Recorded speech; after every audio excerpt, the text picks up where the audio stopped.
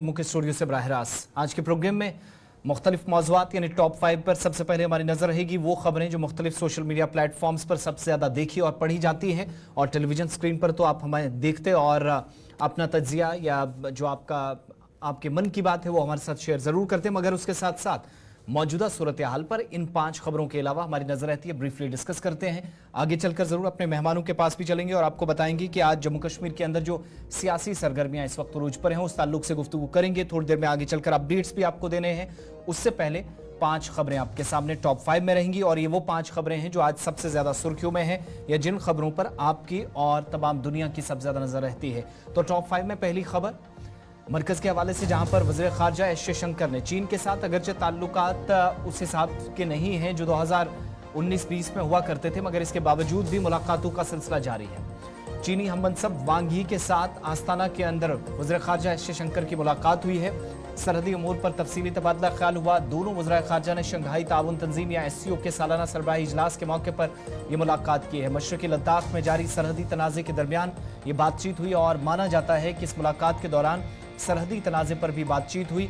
भारत हमेशा से सरकार के मुताबिक, वजारत के मुताबिक अमन व अमान और बेहतरी के लिए दोनों मुल्कों के दरमियान मामूल के ताल्लुकात कायम हो, इसके लिए शर्त यह है कि सरहदी तनाज़े को कम से कम ख़त्म किया जाए। एक मस्बत किरदार दोनों अदा करें, इस ताल्लुक से आज भी बात हुई है और वज़ीर ख़ारजा ने एक ट्वीट करके भी इसकी तस्दीक की है। दूसरी खबर आपके सामने, टीम इंडिया अब से कुछ देर बाद एक और बड़ा प्रोग्राम शुरू करने जा रही है, यानी T20 वर्ल्ड चैंपियंस जब आप वापस भारत पहुंचे तो वज़ीर आज़म नरेंद्र मोदी से दिल्ली के अंदर मुलाकात हुई, वालिहाना इस्तकबाल हुआ और इस मुलाकात के दौरान खिलाड़ियों से खुसूसी गुफ्तगू भी हुई, खुसूसी जर्सी पहनी, स्पेशल केक काटा गया और दिल्ली के अंदर जब मुबारकबादी के पैगामात इन तमाम लोगों को दिए जा रहे थे तो अगला प्लान मुंबई का था, जहां पर मरीन ड्राइव पर अब से कुछ मिनट बाद तैयारियां तो मुकम्मल हो चुकी हैं, लेकिन एक अहम तरीन विक्ट्री परेड जिस तरीके से 2007 में MS धोनी की कप्तानी में टीम इंडिया जीत कर आई थी तो उस वक्त जोहानिसबर्ग से सीधा मुंबई आए थे और मुंबई में इस तरह का बड़ा प्रोग्राम मुनाकिद किया था।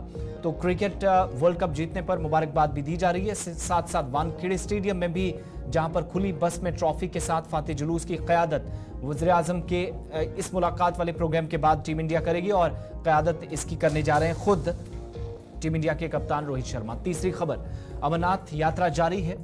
इन 5 से 6 दिनों के दौरान 1,05,000 से ज्यादा यात्री अब तक मुकद्दस मकाम के दर्शन कर चुके हैं।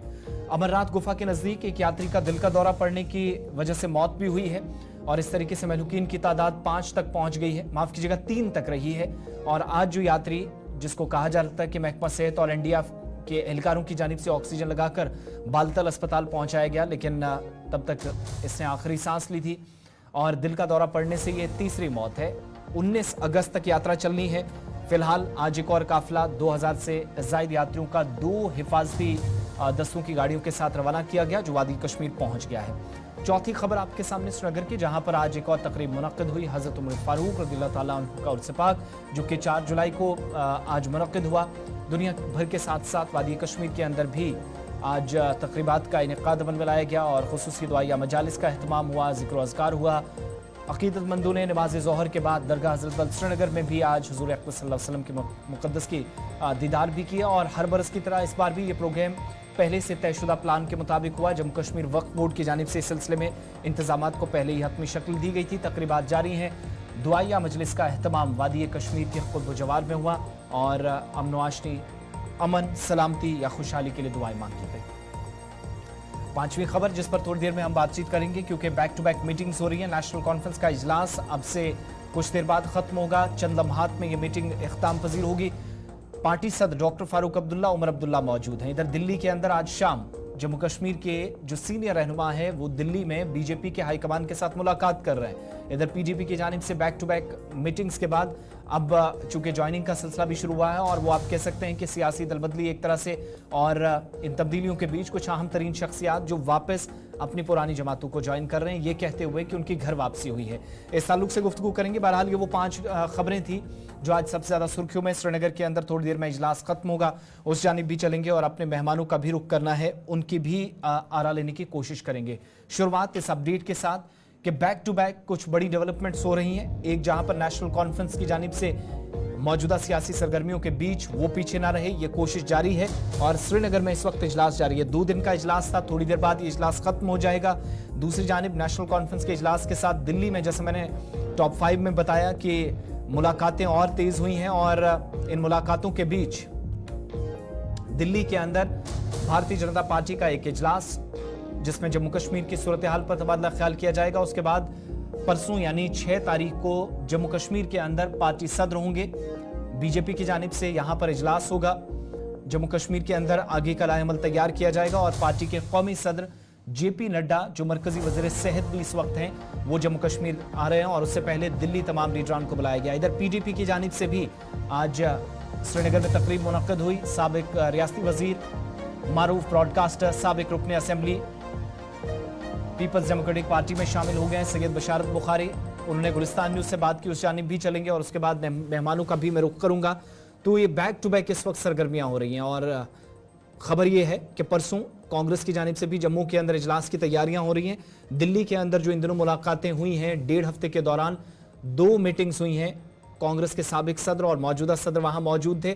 जम्मू कश्मीर पर को लेकर जिन बातों पर तबादला ख्याल हुआ है, पार्टी जराये के मुताबिक जम्मू कश्मीर में अब जो फर्दर प्लानिंग तैयार की जाएगी, जो भी प्लान बनेगा उसमें पार्टी कार्डर्स के साथ अलग अलग जगहों पर डिस्ट्रिक्ट हेडक्वार्टर से लेकर यूटी कार्डर की यूटी सतह पर जो काम करने वाला ग्रुप है या कार्डर है, उसको मुतहरिक करने की कोशिशें तेज की जाएंगी। इस बीच श्रीनगर के अंदर, जहां पर इस वक्त नेशनल कॉन्फ्रेंस का इजलास है, थोड़ी देर में वहां से भी बराह रास्त तस्वीरें आपको दिखाएंगे। मीटिंग के बाद इतलात हैं कि कॉन्फ्रेंस नेशनल कॉन्फ्रेंस की जानिब से प्रेस कॉन्फ्रेंस की जाएगी। बशारत बुखारी पीडीपी में शामिल हुए, जो नेशनल कॉन्फ्रेंस का हिस्सा थे। उसके बाद पीपल्स कॉन्फ्रेंस में गए, वहां से पार्टी से उनको बेदखल किया गया। पार्टी मुखालिफ सरगर्मियों का इल्जाम उन पर लगा। श्रीनगर के अंदर एक इजलास की तस्वीरें आप एक्सक्लूसिव देख रहे हैं। दूसरा इजलास भी थोड़ी देर पहले खत्म हुआ। सैयद बशारत बुखारी, जिन्होंने अब जाकर दोबारा से उस पार्टी में शमूलियत इख्तियार की जहां पर वो चंद बरस कबल हुआ करते थे, लेकिन ज्वाइनिंग के वक्त और इसके पीछे की वजूहात गुलिस्तान न्यूज से उन्होंने एक्सक्लूसिव बातचीत की। सैयद बशारत बुखारी को सुनिएगा। पीसी में तो आज जो है पीडीपी ज्वाइन किया। बशारत बुखारी साहब, बहुत बहुत शुक्रिया सर वक्त देने के लिए। कई दिनों से लगातार खबरें चल रही थी कि आप ज्वाइन करेंगे, आज आपने ज्वाइन किया, तो किस माहौल में ज्वाइन किया और कब से ये बात चल रही है? काफी देर से बात चल रही थी और कल मेहबूबा जी से मुलाकात हुई। एक सवा घंटा मिले, बात की, दिन गुजारे हैं इस घर में, सब कुछ किया है, खाया पिया है।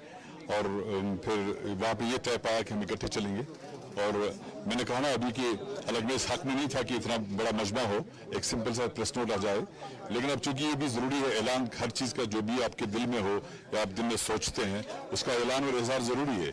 तो इसलिए ये महफिल जरूरी थी, आज इसका इजहार हो गया, तो हम इंशाल्लाह साथ चलेंगे। घर वापसी आपकी हो गई है। पीसी में आप थे, तो पीसी में आप कह रहे हैं कि मुझे निकाला गया है, तो ये मुझे बताएं कि किन पॉइंट्स पे वहाँ पे डिस्कशन हुआ और उसके बाद दूरी हुई है? सारा जम्मू कश्मीर घर है, सब लोग हैं, हम सबके खिदमत गुजार हैं। मुझे नहीं लगता कि इसमें इस तरह की कोई बात है।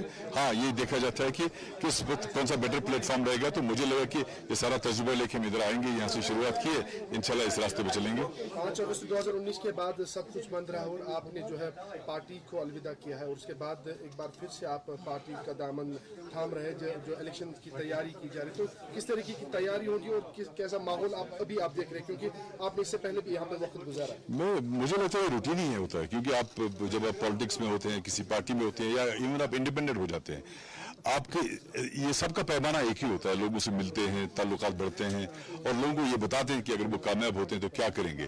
तो हमने, मुझे लगता है कि हम सब ने इम्तिहान दिया हुआ है, कामयाब भी हुए हैं, काम भी किया हुआ है, लोगों को इसका एहसास भी है, और मुझे लगता है कि लोग आइंदा भी हमें खिदमत करने का मौका देंगे। जब आपने पार्टी छोड़ दिया तब पार्टी ने कहा था कि रुतबा दिया है, सब कुछ दिया है, और उसके बाद पार्टी को छोड़ दिया है पार्टी, यानी कि पीडीपी को छोड़ दिया जी। आज फिर से दामन थाम रहे, तो क्या एक्सपेक्ट किया जाए? जब से इसमें कोई शक नहीं, पीडीपी में आए वहीं पे तो रुतबा और सब कुछ मिला, इसमें कोई शक नहीं है। और फिर लोगों ने कामयाब कर लिया, 2 बार एमएलए बनाया और फिर मिनिस्टर भी बन गए। लेकिन आज की तारीख में मैं चाहूंगा कि जहां से छोड़ दिया था और ये बीच का वक्फा खलास, इसको डिलीट कर दो। खलास। तो बता दीजिएगा 5 अगस्त 2019 के बाद कुछ पार्टीज वजूद में भी आई है, हाँ, तो उन पार्टीज में भी अब गहमा गहमी नजर आ रही है, तो वो भी यहाँ का ही ओरिजिन था क्या? तो मैंने हमेशा ये कहा है कि मैंने कई बार, अगर आपने देखा होगा कि मैं तो 3.5 साल से तो बोल ही रहा हूँ, तो मैंने कई बार कहा कि जिस वक्त ये सारे कुछ हो गया, ये पार्टीज बन गई, मेरा इसमें एक ही चीज था कि जब तक सब बाहर नहीं आते जेलों से, या जो मैं भी हाउस अरेस्ट था, सब हाउस अरेस्ट थे, तब तक किसी लीडर को या किसी पार्टी को या इंडिविजुअल को कोई फैसला नहीं करना चाहिए था, क्योंकि ये जो परेशानी थी, ये जो मुसीबत आई थी, ये सबको आई थी, बिला लिहाज मजहब, मिल्लत, रंग, नस्ल, जात पात, इवन पार्टी। जो 5 अगस्त की मुसीबत आई, सब पे आई, इसलिए हम सब बराबर थे उस वक्त। इसलिए मेरा मानना था कि जब तक सारे इकट्ठे बाहर मिलकर ना जाएं, तब तक कुछ नहीं होना चाहिए। आखिरी सवाल है sir, what you are expecting from PDP sir? No, I will say what they are expecting from me. इंशाल्लाह मैं काम करूंगा। सैयद बशारत बुखारी बात कर रहे थे। दूसरी तरफ श्रीनगर से आप के सामने तस्वीरें हैं जहां पर नेशनल कॉन्फ्रेंस सदर डॉक्टर फारूक अब्दुल्ला, उमर अब्दुल्ला, हसनैन मसूदी, पार्टी के जनरल सेक्रेटरी, मुख्तलिफ हिस्सों से जो आए हुए सदूर हैं, आगारुल्लाह मेहदी, जो कि इस इजलास में रुकने पार्लियामेंट बनने के बाद, चूँकि कल इजलास में नज़र नहीं आए, आज इसमें मौजूद हैं। थोड़ी देर में उस पर भी ब्रीफिंग होगी तो उस जानिब भी चलेंगे, मगर फ़िलहाल अपने मेहमानों का रुख करते हैं। हमारे साथ 2 खास मेहमान हैं। रफ़ीक राथर साहब तर्जुमान हैं पीपल्स डेमोक्रेटिक पार्टी के, हमें ज्वाइन कर रहे हैं। सैयद सोहेल काज़मी साहब हमारे साथ हैं, सीनियर सहाफ़ी और तज्ज़ियाकार हैं। आप दोनों का बहुत बहुत शुक्रिया और खुशामदीद कहेंगे। सोहेल काज़मी साहब, पहले ज़रा मैं आपके पास आऊँगा। ये जिन पॉलिटिकल डेवलपमेंट्स को हम बार बार देख रहे हैं, दिल्ली के अंदर बीजेपी लगी है, वादी कश्मीर में 2 बड़ी इलाकाई जमातें इस वक्त सरगर्म हैं। ओवरऑल आपका मुशाहिदा अब तक की सूरत हाल पर, और ये शायद 10 बरसों की तवील मुद्दत के बाद जब असेंबली इलेक्शंस होंगे, उससे पहले बाकी चीज़ें इलेक्शन हुकाम पर हैं, लेकिन पॉलिटिकली कैसे आप इस सारी सूरत हाल को देख रहे हैं, जब तमाम पार्टियां इस वक्त एड़ी चोटी का जोर लगा रही हैं कि अपने अपने काडर को कम से कम मजबूत किया जाए, इससे पहले डेट्स अनाउंस हो जाएं? देखिए आसिफ साहब, ये एक शुरुआत की है, नेशनल कॉन्फ्रेंस ने शुरुआत की, और दूसरी ये बात है कि अपनी पार्टी ने भी जो अपना कैडर था वो बिल्कुल यहाँ जितना ब्लॉक लेवल पे था वो सारा चेंज किया है, उनको नए ढंग से बनाने की कोशिश की है। उसी तरह नेशनल कॉन्फ्रेंस और जो बाकी जमातें हैं वो भी 2 दिन की मीटिंग कर रही है, और ये अंदाजा लगाया जा रहा है कि किस तरह असेंबली इलेक्शंस में जाना है और उसकी तैयारी का क्या रूपरेखा रहेगी। भारतीय जनता पार्टी आज 7:30 बजे शाम को दिल्ली में वो मीटिंग कर रही है, और यहाँ से जितने भी कदावर नेता हैं बीजेपी के, वो सब दिल्ली पहुंच चुके हैं, और उनकी मीटिंग का रद्द अमल भी सामने आ जाएगा। तो इलेक्शन का ओवरऑल एक जो बिगुल है वो बन चुका है, और जो रीजनल पार्टीज हैं जम्मू कश्मीर की, उनका ज्यादा रोल बनता है असेंबली इलेक्शंस में, क्योंकि पार्लियामेंट इलेक्शन और असेंबली इलेक्शन में बहुत डिफरेंस होता है। यहाँ छोटे छोटे सेगमेंट्स हैं, और 90 के करीब इस वक्त डिलिमिटाइज जो होगी असेंबली की सीट्स, उन पे काम करना है। और पार्लियामेंट इलेक्शन के बाद किसने किस सेगमेंट पे कहाँ वीक रहे, कहाँ मजबूत रहे, और कहाँ बीच में रहे, तो सब पॉलिटिकल पार्टीज उस पर मंथन कर रही हैं। और मुझे लगता है कि जिस सीरियसनेस से नेशनल कॉन्फ्रेंस और अपनी पार्टी और पीडीपी की शुरुआत की है, मुझे लगता है कि ये सब लोग अब सीरियसली इंडिपेंडेंटली अपने अपने बलबूते पे अपनी अपनी इलेक्शन लड़ेंगे। कोई पीएजीडी नहीं होगी, कोई अलायंस नहीं होंगे आपस में, क्योंकि अपने अपने वजूद की जंग है, अपने अपने कैडर बेस्ड की जंग है, और अपनी अपनी आइडेंटिटी बचाने की जंग है। ये इलेक्शन जो है एक नया पॉलिटिकल नैरेटिव सेट करेगी। जब भी इलेक्शन होगी जम्मू कश्मीर में एक नया पॉलिटिकल नैरेटिव जो है वो आपको देखने को मिलेगा। बहुत से नए चेहरे होंगे, बहुत से ट्रेडिशनल फेस आपको नहीं दिखेंगे जो पिछले 30-40 साल से यहाँ बड़े एक्टिव रहे पॉलिटिक्स में। तो बहुत सी चेंजेस और बड़े नए मैनिफेस्टोज लेके रीजनल पार्टीज भी। सैयद सोहेल साहब, इस बार हम ये चीज भी देख रहे हैं, आपने चूंकि माजी में काफी इलेक्शंस कवर किए हैं, सूरत हाल को बहुत बेहतर तरीके से देखा है, तो आपके तजर्बे से मैं थोड़ा फायदा उठाना चाहूंगा कि दिल्ली इस बार काफी इन्वॉल्व जम्मू कश्मीर को लेकर है। क्या वो इसलिए कि 5 वर्षों के बाद जो बड़ा फैसला दिल्ली से हुआ पार्लियामेंट से, उसके बाद क्या लोगों का रद्दअमल हो सकता है इन असेंबली इंतखाबात में, उसकी वजह से, या पहले के मुकाबले दिल्ली को भी लग रहा है शायद इस बार जम्मू कश्मीर में जितनी मुदाखलत की गई या जिस हिसाब से काम किया गया उसका लोग पे बैक करेंगे बहुत अच्छे से? बिल्कुल, देखिए पार्लियामेंट इलेक्शन में आसिफ साहब अगर 72% तक 65% तक हम इसको पोलिंग परसेंटेज को ले गए थे, तो असेंबली इलेक्शंस में आप अंदाजा लगा सकते हैं कि वो जो परसेंटेज होगी वो बढ़ेगी। और लोग चाहते हैं अपनी डेमोक्रेटिकल इंस्टीट्यूशंस को मजबूत करना। और जो लोग ये कहते हैं कि ये रिजेंटमेंट है अगेंस्ट आर्टिकल 370-35 है, चलिए उनकी बात भी मान लेते हैं। लेकिन जो भी रिजेंटमेंट है और पोलिंग परसेंटेज बढ़ती है तो जम्मू कश्मीर, मैंने पहले भी आपसे कहा कि एक नए पॉलिटिकल ट्रेंड को सेट करेगा। और उसमें कुछ लोग तो बड़े दिग्गज लोग भी जो हैं बड़े नैरो मार्जिन से जीतेंगे, बड़े नैरो मार्जिन से हारेंगे। यही एसेंस है सही जमहूरियत की कि जब लोग डिसाइड करते हैं अपना कैंडिडेट। आपने देखा इंजीनियर रशीद की जो सक्सेस है या जो उसका जीतना है वो इंडिकेट एक नया रास्ता जी जम्मू कश्मीर में किस तरह से इलेक्शंस जो है आने वाले दिनों में देखी जाएंगी। अच्छा, मैं ज़रा राठौर साहब से भी ओपिनियन ले लूँ। पीडीपी काफ़ी सरगर्म नजर आ रही हैं, अगरचे आप पार्टी सदर आज शायद तबीयत नासाज थी इसलिए इस तकरीब का हिस्सा नहीं थी, उस पर भी मैं बात करूंगा। मगर रफीक राठौर साहब, ओवरऑल दीगर पॉलिटिकल पार्टियां इजलास भी और ये नेशनल कॉन्फ्रेंस भी सरगर्म है, अकेले अपने दम पर चुनाव लड़ने की तैयारी है? इस चीज़ को लेकर बड़ा सीरियस मंथन चल रहा है, इस तरह की इतलात हैं, कोर ग्रुप बड़ी बारीकी से चीज़ों को देख रहा है, या फोकस उस पर ज्यादा है, ताखीर से कुछ चीजें की जा रही हैं, या फिर आज जिस हिसाब से कुछ बड़े फेसेस हैं, नॉर्थ कश्मीर फिर साउथ से खबर है कि पीडीपी में वापसी कर रहे हैं, इस चीज को ज्यादा संजीदगी से लिया जा रहा है? क्या स्ट्रेटजीज हैं? देखिए, आपने देखा होगा कि पिछले कई हफ्तों से कई महीनों से अटकलें लगाई जा रही थी कि पीपुल्स डेमोक्रेटिक पार्टी में बहुत सारे जो लोग पार्टी छोड़कर चले गए थे या जिनको पार्टी से निकाला गया था वो फिर से पार्टी में रिजाइन कर रहे थे। तो आज अलहमदुलिल्लाह आपने देखा उसकी पहली कड़ी के दौर आपने देखा कि बशार बुखारी साहब एक बड़ा नाम है जो मिनिस्टर भी रहे और पार्टी पोजीशन पर भी बड़ी पोजीशन पर भी रहे, तो उन्होंने आप फाइनली आज ज्वाइन किया। और मुझे उम्मीद है कि आने वाले हफ्ते में आप देखेंगे इंशाल्लाह और भी बहुत सारे लोग ज्वाइन करने जा रहे हैं पीपुल्स डेमोक्रेटिक पार्टी में। तो जहां तक आपके सवाल का ताल्लुक है तो मैं गुजारिश करना चाहूंगा कि पिछले दिनों ही हमारी एक जो हमारी सुप्रीम काउंसिल है या एग्जीक्यूटिव काउंसिल उसे कह दीजिए, वहां पर एक मंथन व तमाम मामला का जो भी डिबेकल हुआ पार्लियामेंट में, बिलखुसूस नारद में जिस तरह के रिजल्ट आए शायद हम एक्सपेक्ट नहीं कर रहे थे, लेकिन उस सब पर बहस होगी और लीडरशिप ने देखा कि क्या वजूहत रही और वजूहत को एड्रेस करने के लिए पार्टी अपनी स्ट्रेटेजाइज कर रही है, प्रयास की क्या रहेगी। लेकिन मैं आपको एक बात बड़ी वसूख से कहना चाहूंगा कि जिस तरह से ड्यूमनाइज या ऑब्स्टिकल करने की कोशिश की जा रही थी पीडीपी को, इस तरह का एक नैरेटिव फैलाने की कोशिश की गई थी कि पीपल्स डेमोक्रेटिक पार्टी का कहीं नाम या वजूद है, तो आपने देखा कि 5-5.5 लाख बल्कि 6 लाख वोट हमने हासिल किए पार्लियामेंट के इलेक्शंस में।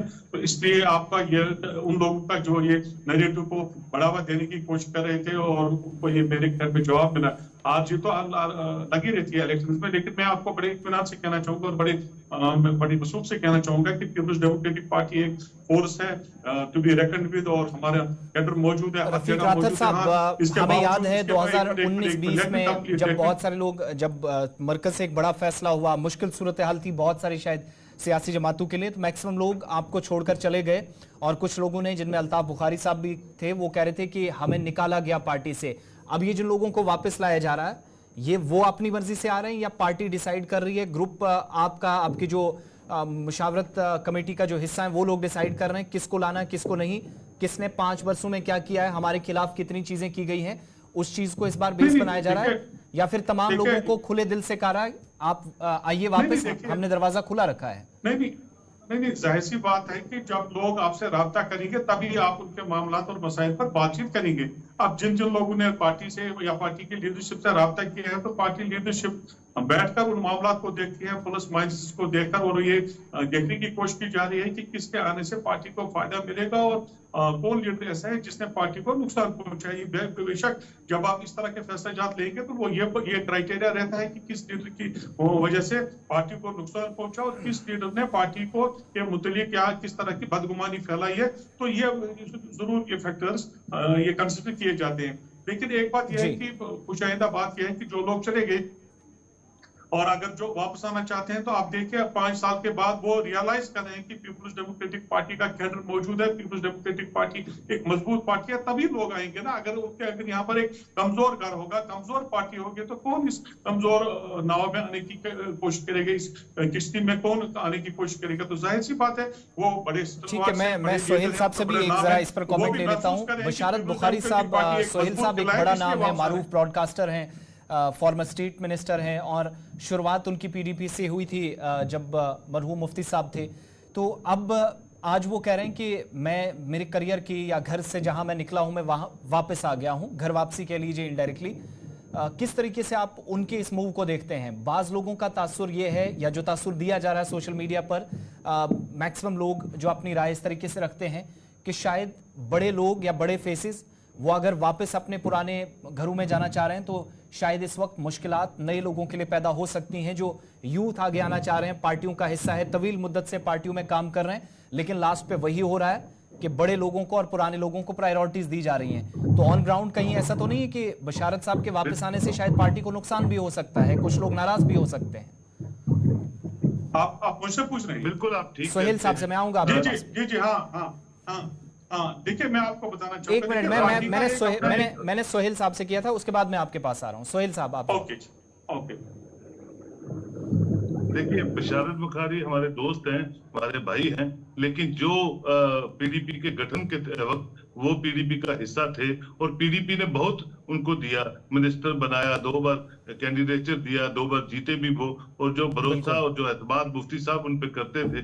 और फिर जब थोड़ी सी पार्टी, कोई भी पार्टी हो, कभी ऊपर कभी नीचे, कभी सत्ता कभी ऑपोजिशन में बैठना पड़ता है, तो ये उस वक्त जब इन्होंने छोड़ दी पार्टी और उसके बाद पीसी में चले गए, और पीसी में जिस तरह से इनको आउस्ट किया गया, और उसके बाद नेशनल कॉन्फ्रेंस जो बिल्कुल एक डिफरेंट टाइप की आइडियोलॉजी लेके, मुफ्ती साहब की आइडियोलॉजी डिफरेंट थी। देखिए, मुफ्ती साहब भी जम्मू कश्मीर की पॉलिटिक्स में एक ऐसा नाम है जो हिस्टोरिकल पर्सपेक्ट पे आप कभी भी उनको बुलाया नहीं जा सकता, जो रोल उनका पॉलिटिक्स में रहा है since 1962 onwards till there death. तो कहना यह है कि आप बिल्कुल ठीक कहते हैं कि नौजवान आज बिल्कुल कश्मीर में, जम्मू में लगा हुआ है कि वो किसी न किसी पार्टी के अंदर से अपना फ्यूचर को अपनाए। तो वो क्रेडिबिलिटी बशारत बुखारी की नहीं है जो क्रेडिबिलिटी पहले थी, और उसका फायदा जो है मुझे कम और नुकसान ज्यादा दिखता है, जो आप भी जिस तरफ आप इशारा कर रहे हैं। तो और लोग कौन आएंगे? देखिए, पॉलिटिक्स 5 लोगों के साथ कोई पार्टी नहीं चलती है, या 5 लोगों के जाने से पार्टी खत्म नहीं होती है। पार्टी होती है, और पार्टी की आइडियोलॉजी के साथ कौन कौन लोग इनके साथ जुड़ते हैं। और मैंने आपको कहा कि आने वाले दिन जो हैं वो बड़े अहम हैं। जो भी पार्टी सोच समझ के एंट्रेंस को एंटर करेगी, और जो अच्छे फेसेस होंगे, क्रेडिबल फेसेस होंगे, जैसे कि एक ट्रेंड तो मैंने कहा इंजीनियर रशीद ने सेट कर दिया कि दिग्गज चीफ मिनिस्टर उमर अब्दुल्ला को हरा के, सज्जाद लोन को हरा के, एक जेल में बैठा हुआ बंदा सिंपैथेटिकल वोट से पार्लियामेंट में पहुंचता है, तो ऑटोमेटिकली आपको लगेगा असेंबली इलेक्शंस में भी कि वो चेहरे जिनकी अपनी क्रेडिबिलिटी है, जिनका अपना पर्सोना जी, उनका रोल जो है वो काफी अच्छा देखने को मिलेगा। ठीक है, मैं इसी से जुड़ा हुआ एक और सवाल थोड़ी देर में आपसे एक क्लोजिंग पॉइंट लूंगा, लेकिन राथर साहब, ये जो हम नुकसान और फायदे वाली बात कर रहे हैं, पीडीपी देख किस तरफ रही है? क्योंकि अब ना तो पुराने हालात हैं, शायद वैसा माहौल भी नहीं, अब बहुत सारी चीजें बदली हैं, लोग बड़ी तादाद में बाहर आए। अब एक्सपेक्ट क्या पहले से ज्यादा कर रहे हैं, और पुराने फेसेस के साथ जाएंगे तो वो जो 2014-15 में आपके फेवर में जो नताइज गए, वही तवक्कुआत है, वही उम्मीदें हैं? मिक्सचर होता है, आपके पास यूथ भी है, आपके पास ओल्ड गार्ड भी है, एक मिक्सचर होता है, और ये मिक्सचर देकर पार्टियां आगे चलती हैं। जहां तक नए लोगों का पार्टी में आने का ताल्लुक है, और मैं आपको बताना चाहूंगा, जब पार्टी ऐसे लोगों को एंट्री देती है तो बड़ा उस पर बहस होती है, और उसको बड़े बहुत सारे फैक्टर्स को उनको कंसिडर किया जाता है, तभी तो कोई फाइनल फैसला लिया जाएगा पार्टी की तरफ से, तो दिया भी गया। तो यही जब मैंने शुरुआत की थी, मैंने आपसे कहा था कि बहुत सारे लोग हैं जिन्हें पार्टी के साथ राब्ता किया, और पार्टी उन सारे मामलों को देख रही है, सारे लीडर्स का ट्रैक रिकॉर्ड क्या रहा है, किस तरह का कंट्रीब्यूशन है, अगर वो पार्टी में आते हैं तो वो किस तरह का वो कंट्रीब्यूट कर पाएंगे या नहीं कर पाएंगे, या उनके आने से क्या असरात होंगे आने वाले इलेक्शंस में, अगर कभी यहाँ पर इलेक्शन हुए तो ये दूसरा ये कि जहां तक आपने ओल्ड गार्ड की ये नौजवानों की बात की, इसमें कोई दो राय नहीं की। 30-40 के जो लोग थे, हमारे बड़े बड़े लीडर थे जो पार्टी से निकले या पार्टी ने उनको निकाला एंटी पार्टी एक्टिविटीज के इसमें तो जुर्म में, तो जाहिर सी बात है उनकी जगह नौजवान लोग आए हैं और वो डिलीवर करने की कोशिश की जा रही है। लेकिन पार्टी का बहरहाल एक फैसला होता है और हर पार्टी का एक डिसिप्लिन होता है जिसके कैडर को हर सूरत में पार्टी की जो कमांड होती है, पार्टी का जो हुक्म है, बहरहाल उसको मानना पड़ता है। तो यही वजह है पार्टी की जब टॉप लीडरशिप ने और बजाय को जो बॉस है पार्टी की, जब उन्होंने कोई फैसला लिया है किसी आदमी को लाना है या किसी आदमी को नहीं लाना है, मेरे ख्याल में फिर एक वर्कर के लिए या एक मेरे जैसे कार्यकर्ता के लिए फिर ज्यादा कहने को नहीं रहता है। लेकिन मैं आपको एक बात और बताना चाहूंगा कि पीपल्स बहुत सारे ऐसे डेमोक्रेटिक पार्टी फेजेस को जानता हूं जो इस बार उम्मीद कर रहे थे कि शायद पार्टी इस बार हम पर ज्यादा फोकस करेगी, लेकिन अगर प्रायोरिटी में सीनियर मेंबर्स हैं तो उन लोगों के लिए फिर दरवाजे बंद नहीं हुए। नहीं, मैं जब प्रायोरिटी की पे बात कर रहा हूँ तो प्रायोरिटी ओवरऑल प्रायोरिटी कोई किसी फर्द पर ये नहीं है कि कोई फर्द उसका कद बड़ा है। नहीं, जिन लोगों ने काम किया है, पीडीपी को मुश्किल हालात में जिंदा रखा है, जो आपको छोड़कर नहीं गए। जब मैं कद की बात कर रहा हूँ तो मैं साइज की बात नहीं कर रहा हूँ। मेरा मतलब ये है कि पॉलिटिक्स में उसका कितना कद है और वो कितना ये डिलीवर कर पाते हैं। तो पार्टी को ये सारे फैक्टर्स को कंसिडर करना पड़ेगा। तो लाइकवाइज पीपल्स डेमोक्रेटिक पार्टी ने भी देखा कि किस कौन को लीडर ऐसा है जिसको हम पार्टी में ले सकते हैं और पार्टी को इसमें फायदा मिलेगा। और जो नौजवान है उनको भी कॉन्फिडेंस में लाया गया, जो वहां पर नौजवान होंगे उनको भी कॉन्फिडेंस में लाकर अगर इस तरह के फैसला लिए जाते हैं तो मेरे ख्याल में पार्टी के लिए भी बेहतर होगा। और ओवरऑल आप देखेंगे कि हमारे जो आने वाले नतीजे होंगे, जो भी इलेक्शन सामने होंगे, आप देखेंगे बेहतर होंगे। और मुझे पूरी उम्मीद है कि पीपल्स डेमोक्रेटिक पार्टी बड़े आन बान और शान से इंशाल्लाह आने वाले इलेक्शन में आप देखेंगे। ठीक है, इसके लिए हमें थोड़ा इंतजार करना होगा। सोहेल साहब, एक आखिरी कमेंट। पीडीपी जो राठर साहब कह रहे हैं कि इस बार उम्मीदें कुछ ज्यादा हैं और लोकसभा इलेक्शंस में अगरचे उतनी बेहतर परफॉर्मेंस नहीं है, लेकिन असेंबली में शायद ज्यादा। एक तो इस पर मैं आपका रद्द-ए-अमल लेना चाहूंगा आखिर में, और दूसरा 4 जून 2024 को लोकसभा के नतीजे आए हैं। डेमोक्रेटिक प्रोग्रेसिव आजाद पार्टी और दूसरी तरफ जम्मू कश्मीर अपनी पार्टी, इन 4 वर्षों की कारकर्दगी का शायद एक तरह से नतीजा था। इससे आगे क्या आपकी नजर में दोनों पार्टियों के लिए?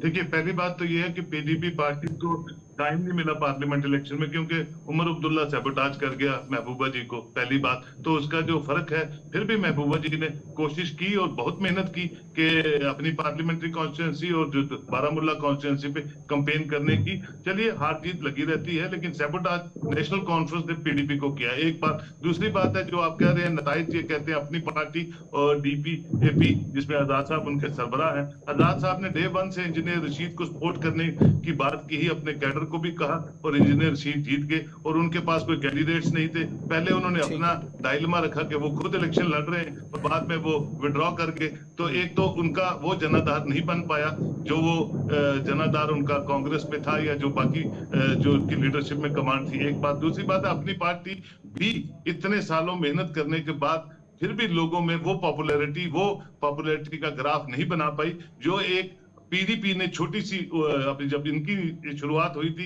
मुफ्ती साहब के टाइम, तो 5, 10, 7 सालों में मुफ्ती साहब ने पीडीपी को बहुत दूर तक ले गए थे, कैडर बेस्ड पार्टी बना दी थी। तो ये डिफरेंस है पीडीपी में, अपनी पार्टी में और आजाद साहब की पार्टी में। तो आने वाले असेंबली इलेक्शन में जो की प्लेयर्स हैं वो आपको लगेगा नेशनल कॉन्फ्रेंस, पीडीपी, कांग्रेस और फिर बीजेपी जम्मू में। तो ये कंपोजिशन मुझे लगता है अगर जब भी इलेक्शन अनाउंस होती है तो यही पार्टी जो है फोर्थ फ्रंट में दिखेंगी आपको। बहुत बहुत शुक्रिया आप दोनों का, सईद सोहेल काजमी साहब और रफीक राठर साहब, आप हमारे साथ जम्मू और श्रीनगर से रहे। आप दोनों का बहुत बहुत शुक्रिया इस प्रोग्राम में हमारे साथ ज्वाइन करने के लिए। कुल मिलाकर सियासी सरगर्मियां जारी हैं। मुमकिन असेंबली इंतखाबात में हिस्सा लेने के लिए जमातें इस वक्त सरगर्म हैं। दोनों जगहों पर, जम्मू और श्रीनगर के अंदर और दारुल हुकूमत दिल्ली में भी इस वक्त हलचल काफी ज्यादा है। इस प्रोग्राम में मेरे साथ इतना ही। वक्त छोटे से ब्रेक का है। गुलिस्तान न्यूज पर खबरों, तज्जियों और तबसरों का सिलसिला जारी है।